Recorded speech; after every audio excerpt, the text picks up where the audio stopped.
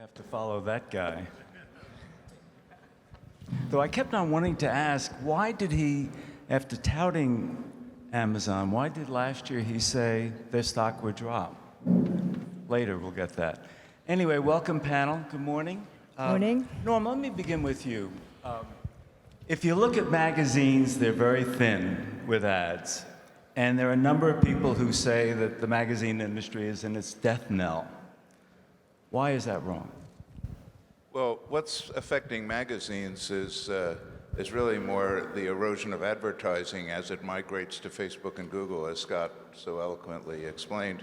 There is still an audience for magazines. We deliver 30 million copies in print every month of our 23 brands, and that circulation has held up very well. Newsstand, much less well, and I think that's very much a function of the growth of mobile. If you just go to an airport and look around for someone who's reading a newspaper or a magazine, and then look at the people who are looking at their phones, it's not a very fair fight. And so I think the growth of mobile, all the things that are delivered on a phone today really affect all kinds of industries, very much including print. And yet you remain optimistic despite that. Well, I think we have a lot of work to do if we're going to transform a company like Time Inc., which was in a print box for a very long time, and there's no silver bullet. You have to do a lot of things that everyone is doing, whether it's digital or video or events, but I think you have to recognize the power of mobile, and then I think you have to rethink everything you know about journalism, because who is a journalist and what is journalism is very important for all of these legacy brands. Zany, The Economist is not thin with ads, and in fact, it's growing in circulation. Why? Well, I like to think that it's because there is a strong future for really outstanding journalism. And what I tend to say is that we are producing or trying to produce mind-stretching journalism for the globally curious. And the ranks of the globally curious are increasing dramatically. Globalization, the rise of the middle class in emerging economies means that our potential readers, there's just very many more of them. And I guess I'm kind of more optimistic than you are, Norm. I think there really is a strong future for the best kind of journalism. I think some journalism is troubled, but we are lucky that subscriptions is a large part of our business. But actually, even advertising, I think that will be there for really, really strong journalism. And so for me, there are kind of two big challenges. The most important is to maintain that best quality journalism. We're in a winner-takes-all world, I think, in every industry, and in our industry too. It's no longer good enough to be just okay. We can't be just a trusted summary of the week's news. We have to be mind-stretching. You come to The Economist to find things you wouldn't find anywhere else. We absolutely have to push that. And then the second thing is we have to use technology. It's disrupting our industry, but we have to use it. And frankly, it's an enormous advantage. We can get our message out through social media. We can get The Economist to our subscribers so much more quickly. It's a way that we could reach far, far more people than in the old era. So if you put those together, I think the future should look bright. But implicit in what you just said is that the future will not look bright for magazines that are not the elite. No, I don't think it's not just the elite. I think it's magazines have to work out what their market is, and there's a lot of markets that are not our market. I mean, not every magazine has to target the globally curious. There's an awful lot of other markets that are very strong markets. I think you just have to know what it is that you're trying to do, and we've tried to do the same thing since 1843. We have the same idea of what we're trying to be. We're now just transforming the way we do it, and the audience is, I think, a large and fast-growing one. The only weekly that competes on price with The Economist is People. Well, that's the globally curious. In the U.S. Mark, you proclaim yourself an optimist, and yet you have said that you think that journalism and the disruption it is going through is at the beginning, not near the end of its journey. Explain. Well, first of all, it's somewhat odd being on this panel. I'm very happy to be. I look on the world as a technologist, not as an editor or a journalist. Looking through the data, First, I have to live up to my optimism. I think if I look at the data, journalism is as alive as it has never been before in the history, at least as far as I know. If you just look at the top brands, top journalistic brands in Germany, Focus, Bild, Spiegel, they have a reach today of 20 million, 19 million, 17 million. If you would have asked editors-in-chief 25 years ago in print, this is massive reach. Basically, these three brands in Germany reach every fourth German per month. This is amazing and has never been seen before in print. So journalism itself is very much alive. What is not is the business model related to it. And this is where we see the huge disruption. We see two big unbundlings happening. One is the reader from the publishers. It's basically journalists publish, but we don't reach the readers through our front page anymore. We don't sell a bundled package. We basically sell individual articles through Facebook, through Google. Well, and the best brands manage to get traffic to the front page. But even worse, we see the biggest unbundling we've ever seen in terms of monetization from the readership. We still have eyeballs. We have massive eyeballs. But we basically leave the monetization to other people. And that is a big risk. And this is not figured out yet. It's the beginning. And actually not only for print, it's actually even more so for online. The online disruption is just at the very beginning. Yeah, I mean, I guess I'm listening to you, I recognize some of that, but not all of it. I mean, we don't really unbundle very much. We have a pretty strong paywall, and to get access to the full Economist stuff, you have to be a subscriber. On third-party platforms, you do have to give a little bit of stuff that is before the paywall, but we're very careful about what we do there. I see social media as the kind of delivery truck of the 21st century, the way to increase reach. So we have, I think, 12 million Twitter followers, 7 million Facebook likes. We're experimenting with other platforms. That is an extraordinarily powerful way to get people to hear about what we do. And then if they like it, ideally, I want them to take a journey that ends up with a fraction of them becoming a subscriber. But stay with that. I mean, one of the things that's happening is that you are using magazines and newspapers are using Facebook and Snapchat and others as platforms to distribute. But they get the branding credit. You don't. What does that do to you? No, because they then come, if someone comes onto something on ours on Facebook, they like it, they want to have more content, then they have to come back and eventually they have to subscribe. So that you can't get Economist content, all Economist content that way. So that's one way. And the second is that it's like a massive distribution of brand mechanism. People who think that we are just, a boring business and financial journal, which, thanks to our name, people who have nothing to do with us might think, rapidly are being disabused of that idea if they follow us on Twitter. They see that we do all kinds of other things. So I think that overwhelmingly that's a positive way. It's like having a kind of massive global megaphone. Norm, why was there such resistance on the part of magazines to going on the Facebook and the other platforms? Was it about revenue sharing or was it about brand credit?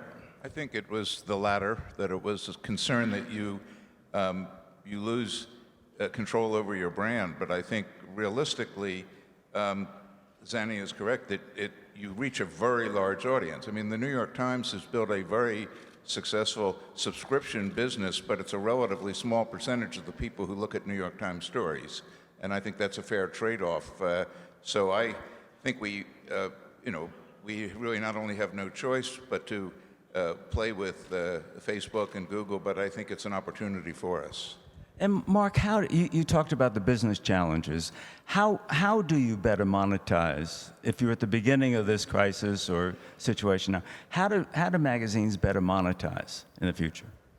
If I would have the answer, I would be one of those billionaires on Scott's chart. I don't have the answer, but I do think the path we are taking at the moment as editors, as journalists in content is not the right one. And for those of you who still remember magazines and used to have them in their hands, it used to be a combined experience. Ads have been and are part of a printed magazine, and the ads are carefully selected, mainly because they are very expensive. If you look at online today, it is the worst experience that you can have, because basically the ads and the content are completely unbundled. And I can give you an example. If you go to any news page today with a mobile phone or with the desktop, and we measure that from the data, the actual content you get is maybe 10 kilobytes. Add a picture to that, it's another 50 kilobytes if it's a very good picture. In average, you'll get 8 megabytes of ads together with that. Even worse, you're reading a controversial article. This is being broadcasted to an average 30 to 70 advertising network trackers at that point in time. This is all bad for the publishers because it is against the business model. It's even worse for the reader because actually he's basically getting a lot of crap while reading something very valuable. If you would print out a standard mobile website or a standard web page, you wouldn't be able to sell this. You actually wouldn't be able to give it to anybody for free because it's really not an experience. And in the old days, an editor-in-chief would go one floor down or up and literally scream at the advertising department for what experience they are building. This is not happening anymore because the advertising department, we've given that away to Google, Criteo, and the like. So there's nobody we can actually scream at for the false promise of a small uplift in CPM.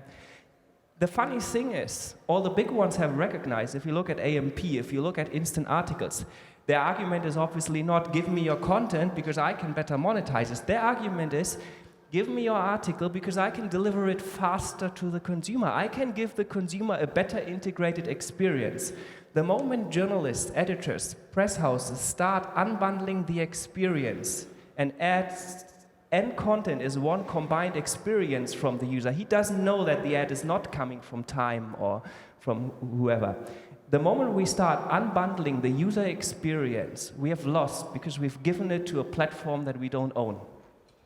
Sandy, you want to I agree with a lot of what you say, but I think it's slightly, I would A, be slightly more optimistic and B, unbundle it a bit. I think the big picture is that for magazines that rely primarily or largely on subscription revenue, the future looks much rosier than for those who are exclusively advertising-based. The advertising industry is changing dramatically. Traditional display ad is shifted clearly to digital, and now increasingly, I think, shifting to video, mobile video, and to native. Now, native, I think, for those of us who have charge a lot of money to subscribers, I'm deeply, deeply conservative about native. I think it's not, you can't expect your reader to pay a lot of money for your content and then be confused whether your content is you or whether it's some kind of sponsored content. So that may be okay for some segments of the market. It's not okay, I don't think, But you people know, like us. the New York Times, which is a quality, obviously, publication, they claim that last year they got $35 million in revenue from native advertising. I'm sure they do because it's the hot new thing, but I still think I'm deeply, deeply conservative about it. I think that we are already seeing some signs of a backlash. I think you have to be very, very careful on this because the single biggest asset that I have is our readers' trust in our values and in our quality. And I think the last thing I should do, or we should do, is anything that threatens that. Norm? Well, I think they're separate businesses. And part of it is, are you a legacy brand that has to, in fact, maintain that kind of quality for identity with your audience? So if you're In Style magazine, you may have a very different proposition from Refinery 29, which or Pop Sugar, which began as a digital product where the employees make no distinction between what they're doing for advertisers and what they're doing for readers or viewers. If you have a legacy brand such as The Economist or Time, I think it's a very different kind of proposition. But you know, there's a lot of different things that fall under the rubric of journalism, and while storytelling is an important component, information that leads to a transaction is also a very important part of journalism. And in that respect, I think branded content is a new business, a new opportunity, and a place where we all have to play. One of the reasons for branded content or native advertising is to get around ad blockers. And what is your view about ad blockers and its power going forward? Mark? First of all, I want to completely agree with you on what you said. It's around native advertising. For some it's right, for some not. And I think you'll actually intuitively do the right thing. You're talking about a combined experience, and you say in The Economist it's not a good experience to have native advertising. I want to extend that and say we should also have the same view on technology and make this a combined experience as well. And this brings me to the question of ad blockers. Obviously it's a huge problem because a lot of the monetization is falling away in a world where the monetization doesn't have a lot of margin at the moment for content producers. But on the other hand, it's a great opportunity. We have to see, at least in Germany, what we measure is that around a third of our users are using an ad blocker. That's a very loud and clear voice. We can choose to ignore that voice, or we can listen to it. And maybe that is a voice that is actually quite positive, because what ad blocking actually is expressing is not necessarily a voice against traditional advertising. It is a voice against all those tracking, against all these things that happen in the background that users feel very uncomfortable about, and we've heard that yesterday. I doubt that there is any journalistic conference in the world where the editors sit together and they say, hell, let's put 78 trackers on that article about whatever. There used to be proud times when magazines got smuggled into countries where it was forbidden to read them. There used to be times where in the eastern part of Germany, people would try to receive Western German television to get actually news. Nowadays, this has literally become impossible, because if you deliver the news to these kind of countries, it comes with 50 trackers observing that you actually read it. It doesn't need government spies on it. Actually, you can buy this data. You can simply go to any advertising company and buy the data. And this we should seriously think about. And the users are speaking with an ad blocker, and they stop this. Give me a better integrated user experience. Zaini, did you want to jump in? I mean, I agree with that. I think that at some level there's a kind of arms race between ad blockers and attempts to block ad blockers. But the reason for it is exactly as you say, that people are increasingly unwilling to have the obtrusiveness of ads, whether it's the content of the ads or it's the fact that they feel followed. And I think that's a very powerful signal from consumers, and the whole industry has to respond to it. And I suspect that, the push towards native is one part of the ad industry's response. I think we're going to see other ones. We're just at the beginning of this, and the advertising industry is being transformed as every other industry is. And in 5 years, there'll be some new way, and hopefully there'll be a way of finding, because companies still need to get their products marketed and explained. Consumers want to hear about things, but what they're not happy with is this incredibly intrusive tracking-based system. So we are going to find a new advertising industry model which is sort of equates what the consumers want and the brands need. Let me ask a last question before we turn to the audience for a couple of questions. What keeps each of you up at night worrying about the future of journalism? Norm?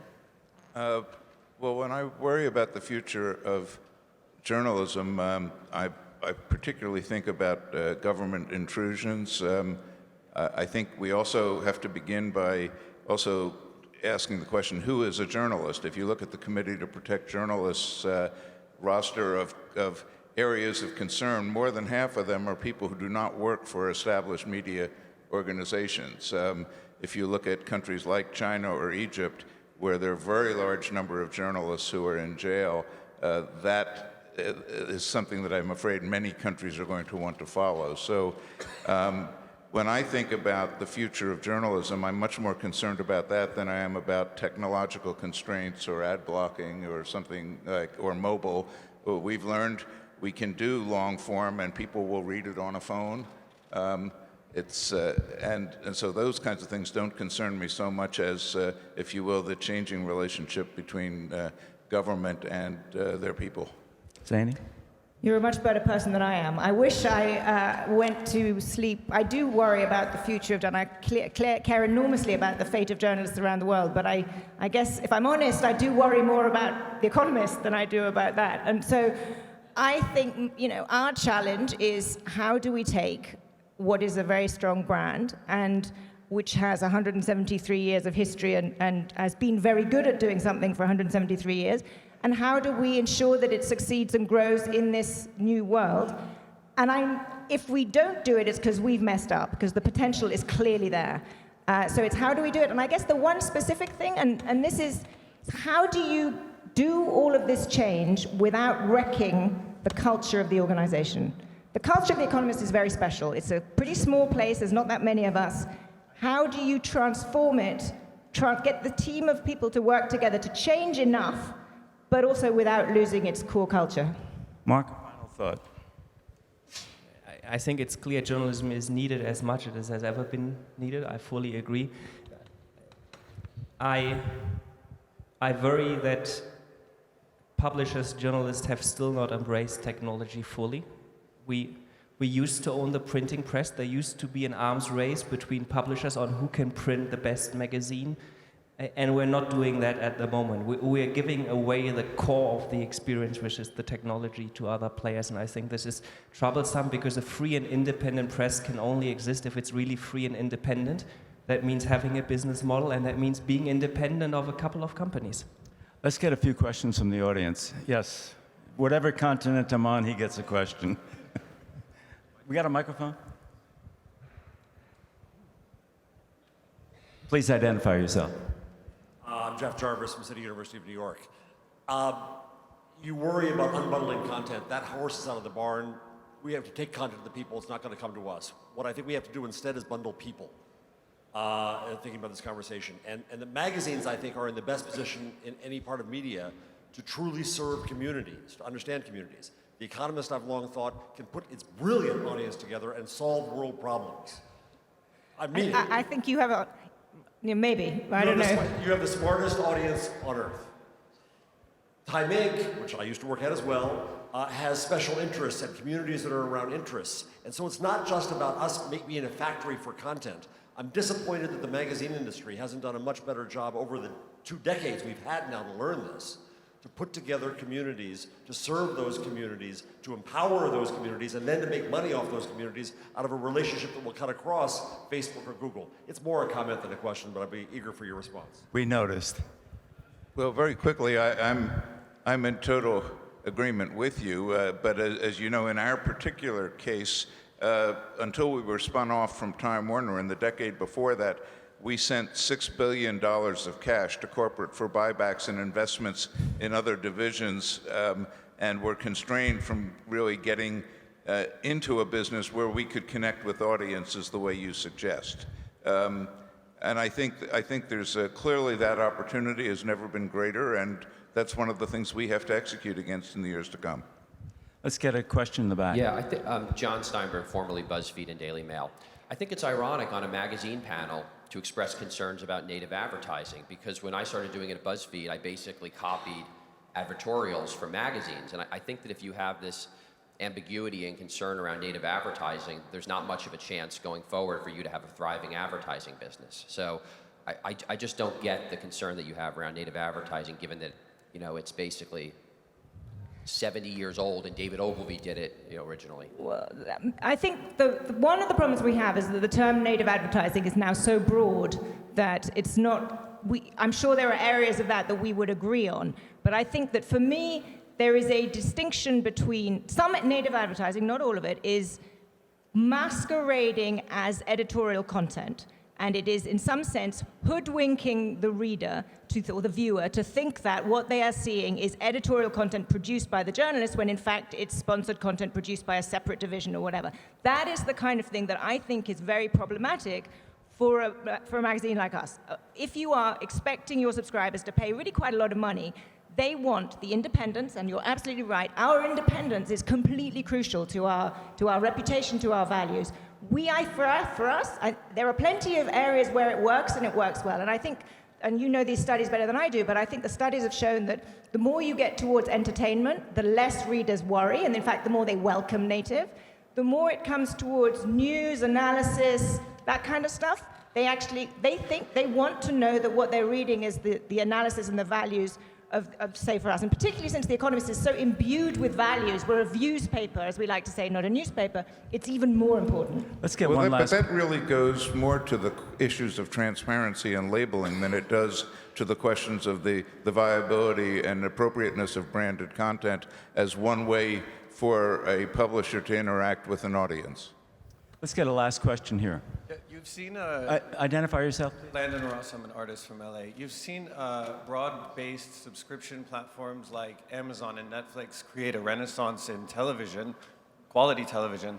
I'm wondering if you see a space for pairing print journalism with broad-based subscription services like Amazon. Say you subscribe to Amazon Prime, you get The Economist or The New York Times, or that could be a sort of insulation for forces pushing you towards native advertising. Who would like to jump in on that? You know, it's an interesting idea. I think in terms of, we are tiptoeing into interpreting The Economist in video. We launched Economist Films last year, which is our first foray into producing high-quality, longer-form documentary journalism. Our multimedia unit does short-form stuff. I think there's a lot more we can do there.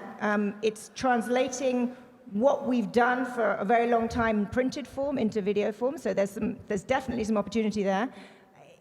All of these things, I think you have to know what your core strength is, what it is that you're trying to do, and then the medium you do it in can evolve. I mean, we've done this in a weekly printed form since 1843. We're now doing it in very many different ways compared to that, and I suspect over time there'll be different ways again. Norm? Well, I think you're seeing some steps in that direction. We have a company in the US called Texture that most magazines have become a part of. And in its early stages, it means you can get 150 different magazines on one monthly subscription. I think there will be a global audience for our brands, and when translation becomes a whole lot easier as technology develops ways for that to happen, I think we'll be able to sell content globally in multiple languages and piece by piece. Thank you. Thank you. Thank you.